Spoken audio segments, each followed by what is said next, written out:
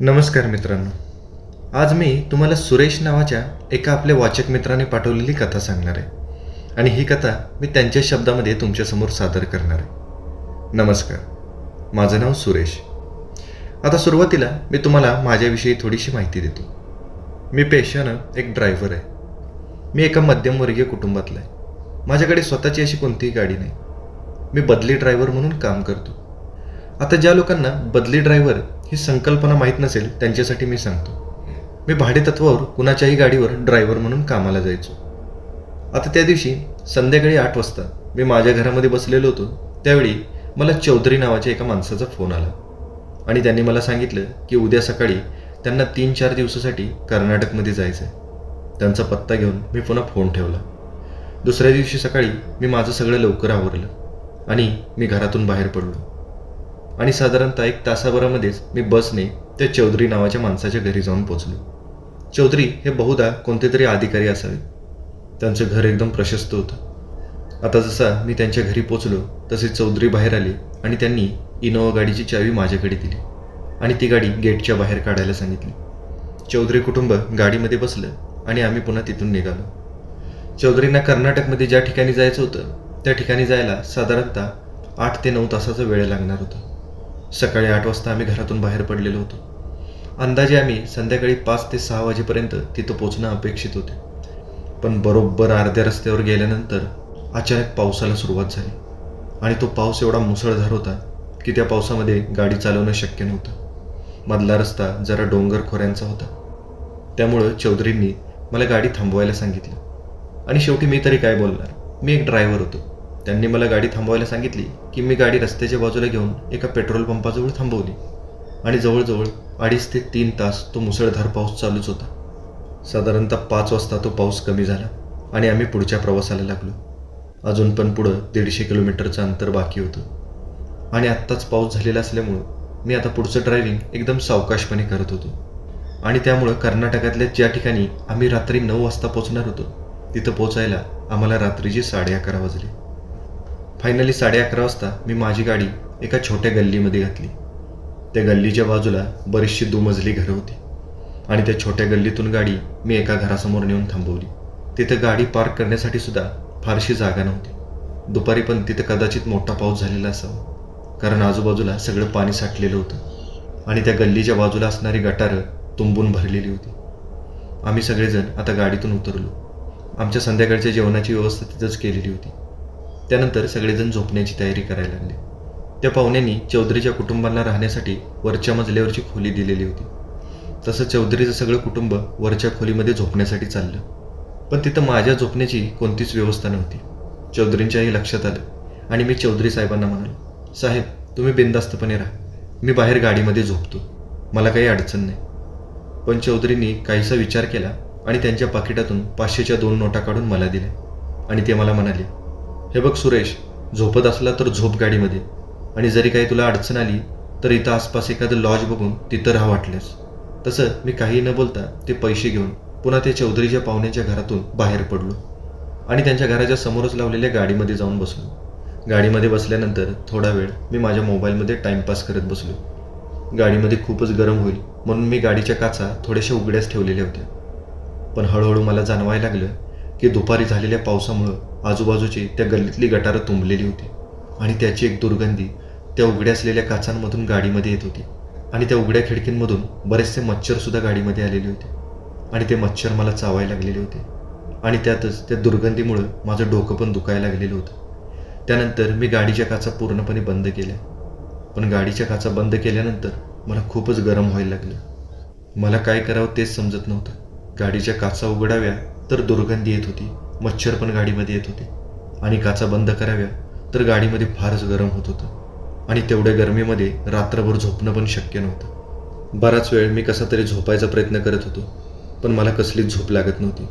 पण रात्रीची झोप काढणं पण महत्त्वाचं होतं कारण दुसऱ्या दिवशी मला चौधरीच्या कुटुंबाबरोबर दिवसभर फिरावं लागणार होतं. त्यामुळे रात्रीची झोप खूपच महत्त्वाची होती आणि शेवटी मी विचार केला की इथं आसपास एखादं छोटंसं स्वस्तातलं लॉज वगैरे मिळते का बघावं, तेवढीच चांगली झोप तरी होईल. तसं पण साहेबांनी मला 1000 रुपये दिलेलेच होते. मी घड्याळात बघितलं तर रात्रीचे 12:30 वाजलेले होते. पण मनात एक ठाम विचार करून मी गाडी स्टार्ट केली आणि हळूच त्या छोट्या अरुंद गल्लीतून मी माझी गाडी बाहेर काढली. आणि त्या गल्लीतून मी जसा बाहेर पडलो तसा मी एका छोट्या डांबरी रस्त्याला लागलो.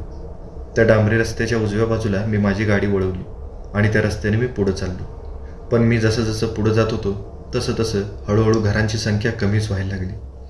माझी गाडी एकदम हळू होती आणि असंच गाडी ड्राईव्ह करत करत मी चांगला 1-1.5-2 किलोमीटर बाहेर आलो. तरी पण मला राहण्याची कोणतीच सोय मिळालेली नव्हती. पण अचानक एक 5 मिनिटं पुढे गेलं असता मला रस्त्याच्या डाव्या बाजूला एक कसली तरी वास्तू दिसली.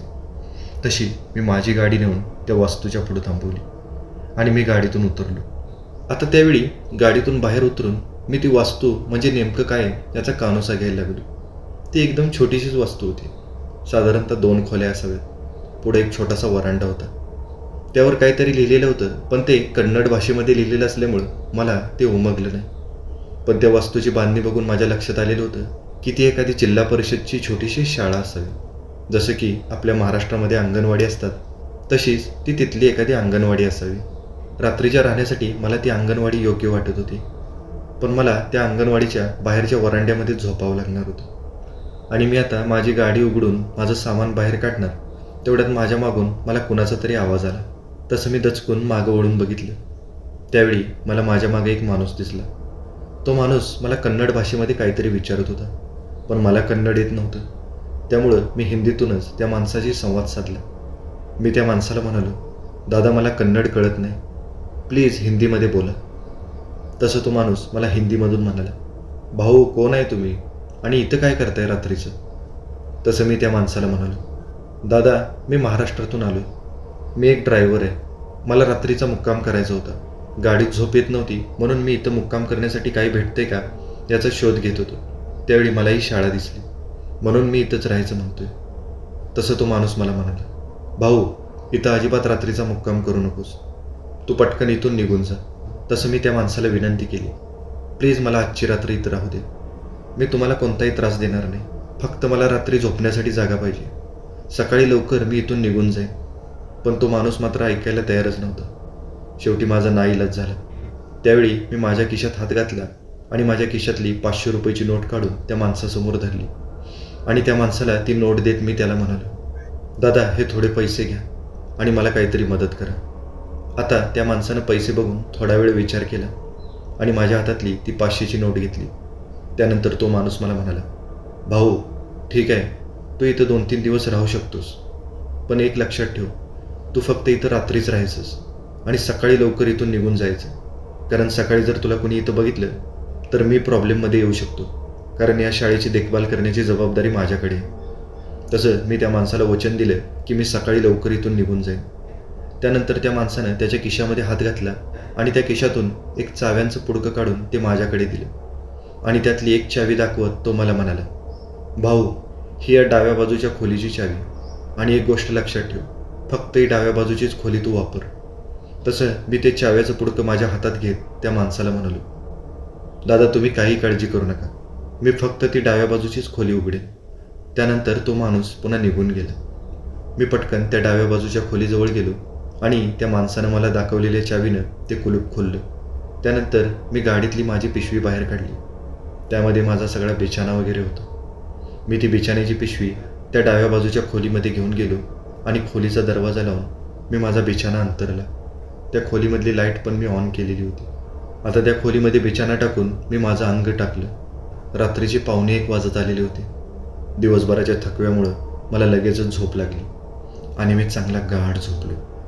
पण त्यानंतर मध्यरात्री अचानक मला जाग आली, कारण मला कसला तरी विचित्र आवाज आलेला होता. तसं मी डोळं चोळत उठलो. माझ्या खोलीमधली लाईट चालूच होती. मी मला कसला आवाज येतोय याचा कानोसा घ्यायला लागलो. त्यावेळी मला त्या खोलीच्या उजव्या बाजूला जी खोली होती त्या खोलीतून कसला तरी आवाज येत होता. मी एकदम व्यवस्थित तो आवाज ऐकायचा प्रयत्न करत होतो. त्यावेळी मला जाणवलं की तो आवाज कुठल्या तरी माणसाचा होता. जणू काही तो विवळत असावा. त्याचं विवळणं खूपच आर्त होतं आणि त्या विवळण्यानं माझं काळीज विदीर्ण झालं. कुणीतरी प्रचंड वेदनेत असावं आणि ओरडत असावं असं मला जाणवत होतं. मला कळतच नव्हतं की रात्री आपण ज्यावेळी या शाळेमध्ये आलो त्यावेळी मी फक्त एकटाच होतो. मग या पलीकडच्या खोलीतून मला माणसाचा विवळल्याचा आवाज कसा काय येतो? क्षणभर मला वाटलं की मला भास वगैरे झाला असेल आणि मी पुन्हा झोपायचा प्रयत्न करायला लागलो. पण पुन्हा एकदा तोच विवळलेला आवाज मला यायला लागला आणि त्यावेळी माझ्या लक्षात आलं की हा येणारा आवाज म्हणजे भास नव्हता, मला खरंच तो आवाज येत होता. त्यावेळी मात्र माझी झोप चांगलीच उडली. काहीचा विचार करून मी माझ्या अंथरुणातून उठलो आणि मी माझ्या खोलीचा दरवाजा उघडला आणि मी बाहेरच्या वरांड्यामध्ये जाऊन उभा राहिलो. मला वाटत होतं की त्या उजव्या बाजूच्या खोलीमध्ये जाऊन बघावं की नेमकं त्या खोलीमध्ये कोण विवळत होतं. पण तसं रात्री मला त्या माणसानं सांगितलेले शब्द आठवले की तुम्ही फक्त तुमच्या डाव्या बाजूच्या खोलीमध्येच राहा, उजव्या बाजूच्या खोलीकडे अजिबात जाऊ नका. मला काय करावं ते कळत नव्हतं. खरं तर दुसऱ्याच्या गोष्टीमध्ये नाक खुपसायची मला पण सवय नव्हती, पण ज्या पद्धतीनं तो माणूस विवळत होता त्यामुळं मला वाटत होतं की कदाचित त्याला मदतीची गरज असावी. असा विचार करून मी हळूच त्या उजव्या बाजूच्या खोलीकडे वळलो आणि त्या खोलीच्या दरवाजासमोर जाऊन उभा राहिलो. त्या दरवाजाला मी हलकासा हात लावला तसा तो दरवाजा अलगद उघडला, कारण त्या दरवाजाला आतून कडीच घातलेली नव्हती. मी ते आता थोड्याशा पुढे ढकललेल्या दरवाजाच्या फटीतून आतमध्ये बघायला लागलो. आतमधला दिवा त्यावेळी चालू होता. त्यावेळी मला दिसलं की त्या खोलीच्या एका कोपऱ्यामध्ये एक माणूस मान खाली घालून बसलेला होता. त्यानं आपलं मुंडकं आपल्या दोन्ही पायांच्या मध्ये घातलेलं होतं आणि तो खाली मुंडी घालून खूपच विचित्रपणे विवळत होता. तसं मी आता दरवाजात उभं राहूनच त्या माणसाला विचारलं, काका, तुम्हाला काही मदत पाहिजे का? काय होतंय तुम्हाला? आता जसं मी त्याला ह्या गोष्टी विचारल्या तसं त्यानं अचानक आपली मान वर करून माझ्याकडे बघायचा प्रयत्न केला. पण जसं मी त्याला बघितलं तसं माझ्या काळजाचा ठोकाच चुकला, कारण त्या माणसाला दोन्ही डोळे नव्हते. त्याच्या डोळ्याच्या जागी फक्त मोकळी जागा होती. त्यामुळं त्याचा चेहरा खूपच भयानक दिसत होता. त्याचा तो भयानक चेहरा बघून मी 2 पावलं मागं सरलो. पण माझा आवाज ऐकून तो माणूस अजूनच मोठ्याने विवळायला लागला आणि हातवारे करायला लागला, जणू काही त्याला माझी काहीतरी मदत हवी असावी. त्या माणसाचा तो विचित्र अवतार बघून खरा तर मी घाबरलेलो होतो, पण मी कसं तरी माझ्या मनावर संयम मिळवला आणि मी पुन्हा एकदा त्या दरवाजाजवळ गेलो आणि त्या माणसाला पुन्हा काही मदत पाहिजे का असं विचारायला लागलो. पण तो काही बोलतच नव्हता. तो फक्त विवळत होता, मोठमोठ्याने रडत होता. तसं मला ते थोडंसं विचित्र वाटायला लागलं आणि पुन्हा माझ्या मनात विचार आला की कशाला कुठल्या तरी लपड्यात पडायला, आपल्याला राहायला रूम मिळाली हेच नशीब. असा विचार करून मी पुन्हा तो दरवाजा ओढून घेतला आणि पुन्हा माझ्या खोलीमध्ये जाऊन झोपलो. मला रात्रभर त्या माणसाचा विवळलेला आवाज येत होता, पण मी त्याकडे दुर्लक्ष करून झोपलो. पहाटे मी लवकर उठलो. त्यावेळी मात्र त्या शेजारच्या खोलीतून येणारा आवाज बंद झालेला होता. मी पटकन माझं सगळं सामान आणि माझा बिछाना घेतला. आता मी माझं सामान घेऊन माझ्या गाडीकडे जाणार तेवढ्यात माझ्या मनात विचार आला की तो बाजूच्या खोलीमधला माणूस उठलाय की नाही बघावं. त्याचा आवाज पण येत नव्हता, म्हणून मी आता माझ्या बाजूच्या त्या उजव्या बाजूच्या खोलीकडे गेलो. पण त्यावेळी मला दिसलं की माझ्या बाजूच्या त्या खोलीला आधीपासूनच कुलूप लावलेलं होतं. तसा मी विचार केला की कदाचित तो माणूस माझ्या आधीच उठून गेलेला असावा आणि मी पुन्हा माझं सगळं सामान घेऊन माझ्या गाडीकडे चाललो. तेव्हा ना मला रात्री भेटलेला तो माणूस पण आता गाडीजवळ येऊन थांबलेला होता. मी आता त्यानं मला काल रात्री दिलेलं ते चाव्यांचं पुडकं त्याच्याकडे दिलं आणि त्याला जातो म्हणून सांगितलं. त्यानंतर मी पुन्हा माझी गाडी घेऊन चौधरी साहेबांच्या पाहुण्याच्या घराकडे निघालो. चौधरी साहेब पण आता आवरून माझी वाटच बघत होते. त्यानंतर त्यांच्या घरी नाश्ता करून पुन्हा आम्ही दिवसभरासाठी बाहेर गेलो. दिवसभर आम्ही बऱ्याच ठिकाणी फिरलो आणि संध्याकाळी 8:30 वाजता आम्ही पुन्हा चौधरींच्या त्या पाहुण्याच्या घरी परत आलो. कालच्याप्रमाणे रात्रीचं जेवण पण मी तिथंच केलं. त्यानंतर ते सगळेजण झोपायची तयारी करायला लागले. माझी पण आता रात्रीची राहण्याची सोय झालेली होती, त्यामुळे त्यांना सोडून मी लगेच गाडी घेऊन त्या जिल्हा परिषदच्या शाळेकडे निघालो. 10 मिनिटात मी त्या शाळेसमोर जाऊन पोचलो. गाडीचा आवाज आल्यानंतर त्या शाळेची देखभाल करणारा माणूस पुन्हा माझ्या गाडीजवळ आला. त्यानं मला गाडीच्या चाव्या दिल्या. मी त्या गाडीच्या चाव्या घेऊन पुन्हा माझ्या डाव्या बाजूच्या खोलीजवळ गेलो. त्या खोलीचा दरवाजा उघडता उघडता मी माझी नजर हलकीशी त्या उजव्या बाजूच्या खोलीकडे टाकली, पण त्या खोलीला अजून पण कुलूपच दिसत होतं. त्यावेळी मला वाटलं की कदाचित आज त्या खोलीमध्ये कुणीच राहण्यासाठी आलेलं नसावं. असा विचार करून मी माझी खोली उघडून पुन्हा माझ्या खोलीमध्ये गेलो. माझा बिछाना अंतरला आणि मी त्या बिछाण्यावर माझं अंग टाकलं आणि एक अर्ध्याच तासात मला गाढ झोप लागली. पण अचानक मध्यरात्री पुन्हा कसली तरी विचित्र चाहूल, पुन्हा तोच विचित्र आवाज आणि मला पुन्हा एकदा जाग आली. मी दचकून उठलो आणि मी त्या आवाजाचा कानोसा घ्यायला लागलो. त्यावेळी मला तो कालच्यासारखाच आवाज यायला लागला, कुणीतरी आर्तपणे विव्हळलेला. तसं मला वाटलं की तो कालचा माणूस आज पण आलेला असावा. पण आज त्याचं विव्हळणं खूपच वाढलेलं होतं. तो आज खूपच मोठ्याने विव्हळत होता. आणि आज तो विव्हळण्याबरोबर काहीतरी बोलत पण होता. पण त्याचं बोलणं मला काही समजत नव्हतं, कारण तो कन्नड भाषेमध्ये काहीतरी बोलत असावं. मी बराच वेळ कालच्यासारखं त्या माणसाकडे दुर्लक्ष करून झोपायचा प्रयत्न करत होतो. पण त्यानंतर मला काही केल्या झोप लागेना, कारण त्याचं ते आर्त विव्हळणं माझ्या काळजाला भेदून जात होतं. मला सारखं वाटत होतं की त्याला कसल्या तरी वेदना होत्यात किंवा त्याला कसली तरी मदत पाहिजे. पण त्याला नेमकं काय पाहिजे होतं तेच मला कळत नव्हतं. पण शेवटी माझ्या हृदयाला पाझर फुटला आणि मनात काहीतरी ठरवून मी पटकन माझ्या जागेवरून उठलो. माझ्या खोलीचा दरवाजा उघडून मी बाहेरच्या वरांड्यामध्ये गेलो आणि पुन्हा त्याच्या खोलीच्या दरवाजाजवळ गेलो. कालच्याप्रमाणे त्याच्या खोलीचा दरवाजा आज पण उघडाच होता.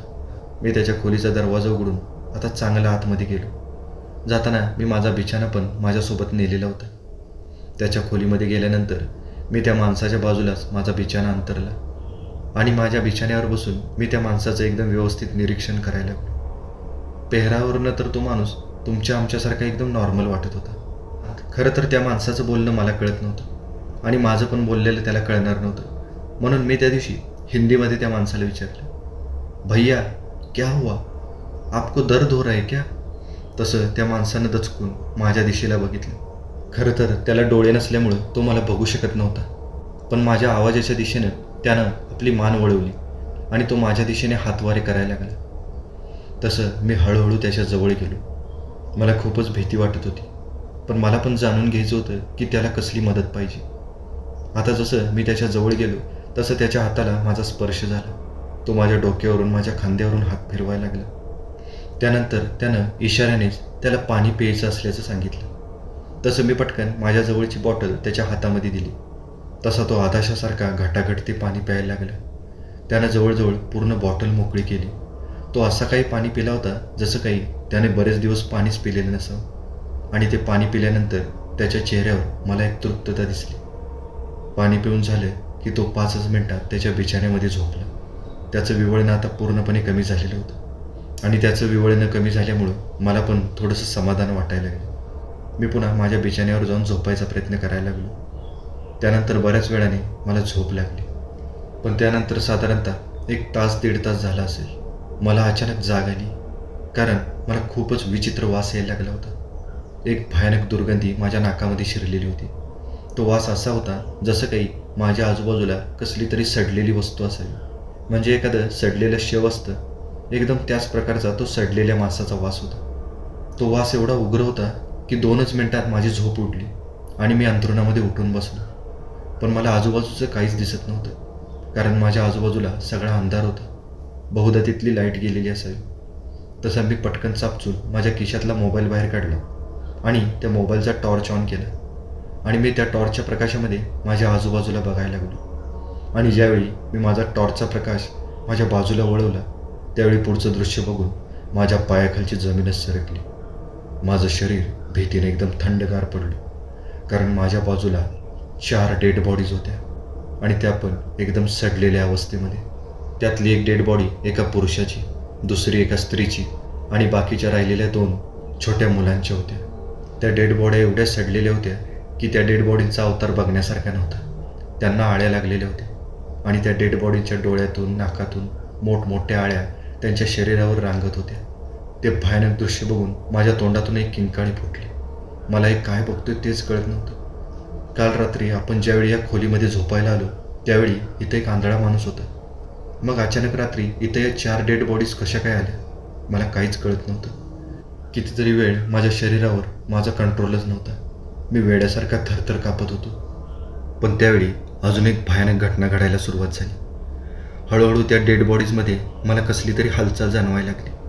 कधी एखाद्या डेड बॉडीचा हात हलायचा तर कधी एखाद्या डेड बॉडीचा पाय हलायचा. तसं मात्र माझ्या लक्षात आलं की हे प्रकरण काहीतरी भयानक आहे, काहीतरी वेगळं आहे. आणि असा विचार करून मी अंगात उसना आणून माझा बिछाना घेऊन त्या खोलीतून वेगाने बाहेर पडलो आणि मी पळतच माझ्या गाडीजवळ गेलो. आणि गाडी स्टार्ट करत असताना मी माझी नजर त्या शाळेकडे टाकली. त्यावेळी त्या खोलीमध्ये दिसलेल्या त्या डेड बॉडीज त्या शाळेच्या बाहेर वरांड्यामध्ये आलेल्या मला दिसल्या. त्या उभं राहून माझ्याकडेच बघत होत्या. मी आता माझी गाडी पटकन तिथून हलवली आणि वेगाने पळवायला लागलो. मी कुठं जातोय, काय करतोय मला काहीच कळत नव्हतं. बराच वेळ मी गाडी पळवतच होतो. कसं तरी मी एका चौकामध्ये पोचलो. तिथं मला थोडासा प्रकाश दिसत होता. मी माझी गाडी तिथंच एका बाजूला लावली आणि पुन्हा मी माझ्या गाडीमध्येच बसून राहिलो. आता कुठेही अनोळखी ठिकाणी जायची माझी अजिबात इच्छा नव्हती. कशी तर ती रात्र मी तशीच माझ्या गाडीमध्ये काढली आणि पुन्हा सकाळी मी चौधरींच्या पाहुण्याच्या घराकडे चाललो.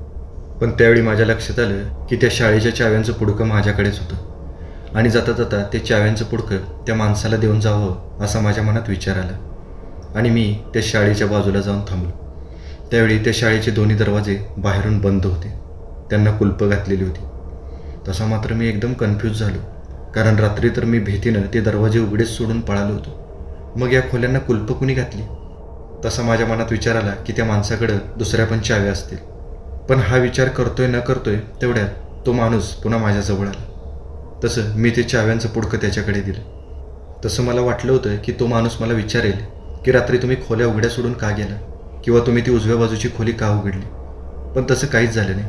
तो माणूस मला काहीच बोलला नाही आणि तो चाव्या घेऊन निघून चालला. मला काय करावं ते समजत नव्हतं. त्याला विचारावं की नको हेच कळत नव्हतं. पण पुन्हा मी त्या माणसाला हाक मारली. तसा तो माणूस थांबला. तसं मी त्याला 2 रात्री माझ्यासोबत जो काही प्रसंग घडला तो सांगितला.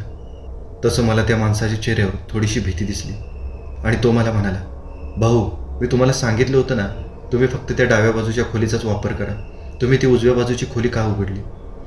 तसं मी म्हणालो, अहो, त्या उजव्या बाजूच्या खोलीतून मला खूपच विव्हळलेला आवाज येत होता. मला वाटलं की त्या माणसाला मदतीची गरज असेल म्हणून मी त्याला मदत करायसाठी ती खोली उघडली. पण तो माणूस होता कोण आणि काल अचानक त्या खोलीमध्ये त्या डेड बॉडीज कुठून आल्या मला काहीच कळत नाही. काय नेमकं प्रकरण आहे ते मला सांगा तरी एकदा. तसा तो माणूस मला सांगायला लागला. तो म्हणाला, भाऊ, ही शाळा बऱ्याच दिवसापासून बंद आहे, कारण मागच्या 1 वर्षामध्ये इथे एक खूपच भयानक घटना घडलेली होती. आता तुमची गाडी जिथं थांबली तिथंच एक खूपच भयानक अपघात झालेला होता. तो अपघात एकदम मध्यरात्री झालेला होता. तो अपघात एवढा भयानक होता की त्या अपघातामध्ये ते कुटुंब खूपच भयानकरित्या जखमी झालेलं होतं. त्या कुटुंबामध्ये एक पुरुष, एक स्त्री आणि त्यांची 2 मुलं होती. पण एवढ्या रात्री त्यांना इथं कोणतीच मदत मिळणं शक्य नव्हतं. म्हणून इथल्या 2 स्थानिक माणसांनी त्या जखमी माणसांना या शाळेमधल्या एका खोलीमध्ये ठेवलं. त्यानंतर त्यांनी तालुक्याच्या सरकारी दवाखान्यात याच्याबद्दल माहिती पण दिली. पण त्या कुटुंबाला जी मदत मिळाली ती सकाळी मिळाली. सकाळी मदत पोहोचेपर्यंत ते कुटुंबातल्या सगळ्या व्यक्ती या शाळेच्या खोलीमध्येच मृत झालेल्या होत्या आणि ही बातमी सगळ्या गावामध्ये पसरली.